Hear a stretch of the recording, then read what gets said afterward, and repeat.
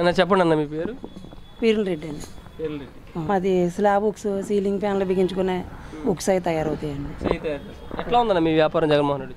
బాగానే ఉందండి, నడుస్తుంది. స్టార్టింగ్ ఆయన ద్వారా మేము పెట్టుకోవడం జరిగింది. అది చెయ్యొద్దు ద్వారా పెట్టుకోవడం జరిగింది. 1 by 1 కొనుక్కొని పెంచుకోవడం జరిగింది.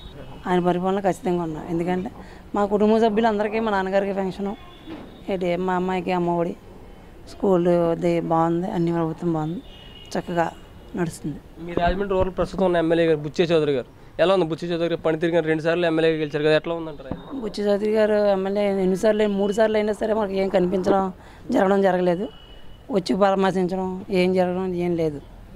మళ్ళీ ఈసారి కూడా బుచ్చే చౌదరి కాదని వేణుగోపాలకృష్ణ గారు గెలిస్తే లోకల్ అనే ఉందండి. మంచి జరగడం ఎక్కడైనా ఒకటే, ఎక్కడైనా పోటీ చేయొచ్చు కదా ఆ ఉద్దేశంతో ఇక్కడ పోటీ చేస్తే బెస్ట్ అని, పోటీ చేసి గెలిస్తే ఇంకా ఆనందం అండి.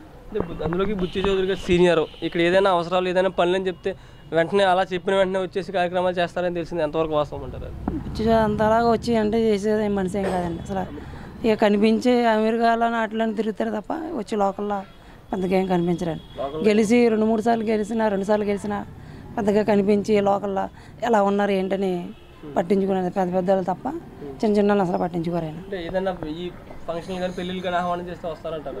ఏమంటే మరి అంత పెద్దల దగ్గరికి వెళ్తే వెళ్ళొచ్చేమో తప్ప చిన్న పిల్లలు రారు. ప్రస్తుతం ఉన్న ఇన్ఛార్జ్ వేణుగారు కానీ ఇక్కడ వచ్చి పలకరించే తీరు విధానం ఎలా ఉంది? వేణుగారు దీనికి బాగానే ఉందండి, వచ్చారండి లోకల్లో తిరుగుతున్నారు, బాగానే ఉందండి. అయితే ఈసారి అంటే రాజమండ్రి అంటే టీడీపీ గడ్డ అంటూ ఉంటారు, ఈసారి టీడీపీని మార్చే అవకాశం ఉందంటారు వైసీపీకి? టీడీపీ మార్చే అవకాశం ఉందండి. వేణుగారు ఖచ్చితంగా గెలుస్తారు. వేణుగారు వచ్చారు ఖచ్చితంగా.